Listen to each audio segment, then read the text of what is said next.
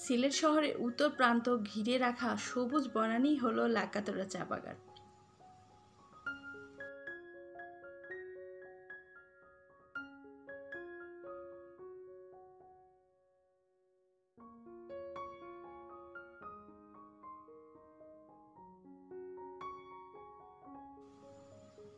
দুটি পাতার একটি কড়ির দেশ সিলেট।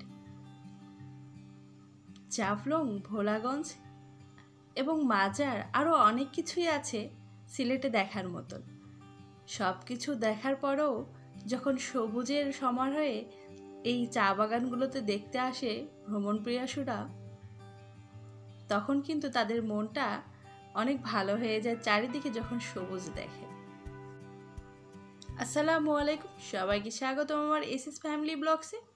আশা করি দেশে এবং দেশের বাহিরে যে যে প্রান্ত থেকে আমার ভিডিওটা দেখছেন সবাইকে অসংখ্য ধন্যবাদ।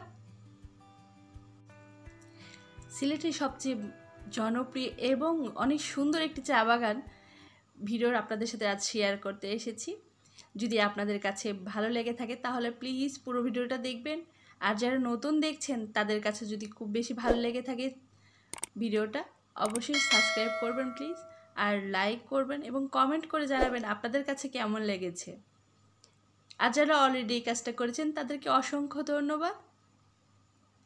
আর যারা ফেসবুক পেজ থেকে দেখছেন তারা প্লিজ পেজটাকে ফলো দেবেন আর লাইক এবং কমেন্ট করবেন। আর যদি খুব বেশি ভালো লেগে থাকে তাহলে আপনারা শেয়ার করতে পারেন।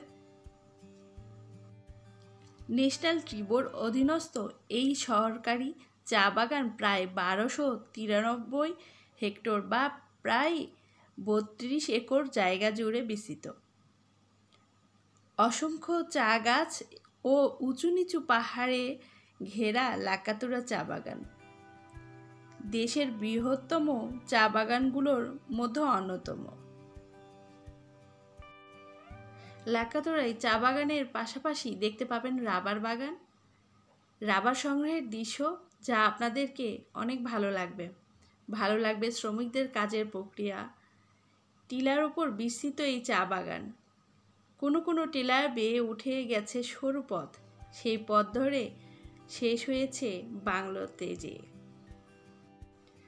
বাংলোতে যাওয়ার জন্য অবশ্যই আপনাকে অনুমতি নিয়ে যেতে হবে। আর এমনিতে আপনার চা বাগানে ঘোরার জন্য তেমন একটা অনুমতির প্রয়োজন হয় না, তবে একটা গার্ড থাকলে আপনি সব দিক থেকে আপনার সুবিধা হবে। চারিদিকে ঘুরতে কোথায় কি আছে সেটা জানতে সুবিধা হবে।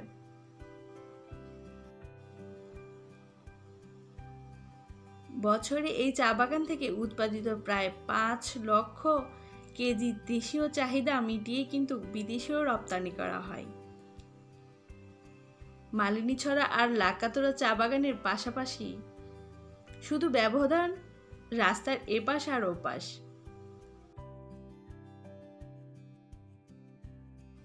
কখন আসবেন এবং কোন সময়টা আপনাদের আসলে এই চা বাগানটাকে সৌন্দর্যটা উপভোগ করতে পারবেন এবং কিভাবে আসবেন, ঢাকা শহর থেকে বা যে কোনো দেশের প্রান্ত থেকে আপনাকে সিলেট আসতে হবে। সিলেট থেকে বেশি একটা শহর থেকে বেশি দূরে না, খুব কাছে। আপনি যেদিন প্রথম দিন হয়তো বা আসবেন, সিলেট শহরের আশেপাশে যেগুলো সৌন্দর্য আছে আপনি সেই দিনটাকেও পুরো দিন আপনি ঘুরে নিতে পারবেন। চা বাগান একসাথে দুটো চা বাগানই আপনি দেখতে পারবেন, মালিনীছড়া চা বাগান এবং লাকাতুরা চা বাগান। সিলেট শহরের আম্বরখানায় এসে আপনি যে কোনো রিক্সা বা সিএনজিতে আসতে পারেন। 10 মিনিটের দূরত্ব এই চা বাগানের।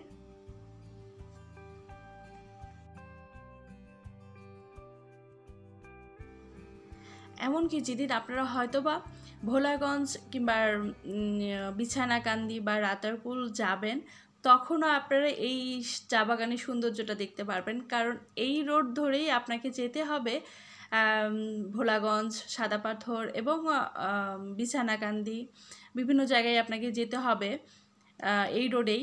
অতএব আপনি সেদিনও আসতে পারেন, যখন আপনি ভোলাগঞ্জে যাবেন, সাদা পাথরে যাবেন, সেই সময়টুকু একটু নেমে আপনি এই সৌন্দর্যটা উপভোগ করতে পারেন। তবে বৃষ্টির সময়, যে বর্ষাকাল, একটু বর্ষার মাঝামাঝি সময়ে আসলে সবচেয়ে ভালো, কারণ সৌন্দর্যটা, সবুজের সমারোহ সৌন্দর্যটা এই সময়টায় বেশি প্রকাশ পায়। শীতের সময় আসলে তেমন একটা চা পাতার যে সৌন্দর্যটা এটা একটা বোঝা যায় না, সেটা আমরা সবাই জানি যে শীত সময় খুব শুষ্ক একটা সময়। এই সময়ে চা পাতার যে সতেজতা এটা দেখা যায় না, তারপরেও একটু ভালো লাগে। তবে বর্ষার সময়ে আসলে আরও বেশি ভালো লাগে।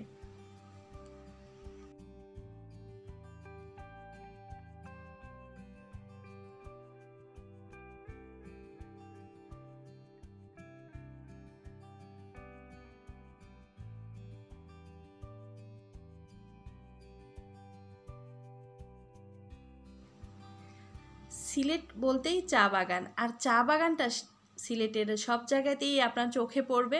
আপনি জাফলং যাওয়ার পথেও আপনার চোখে পড়বে। আপনি সিলেট শহরের ভিতরে আনাচে কানাচে ছোট বড় একটু সব চা বাগানই, আরও সব বড় বড় চা বাগানও আছে, সেগুলোও আপনার চোখে পড়বে। যদি চান তাহলে আপনি সব চা বাগানে আর সিলেটের ভিতরে যেগুলো আছে আপনি সব একদিনের ভিতরে কভার করতে পারবেন।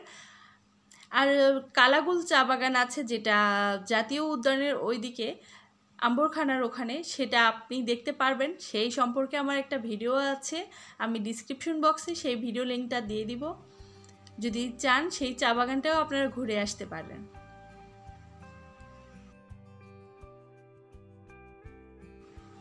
আজকের মতন আপনাদের কাছ থেকে এখানেই বিদায় নিচ্ছি। দেখা হবে নতুন কোনো ভিডিওতে। সে পর্যন্ত সবাই ভালো থাকবেন। আল্লাহ হাফেজ। আসসালামু আলাইকুম।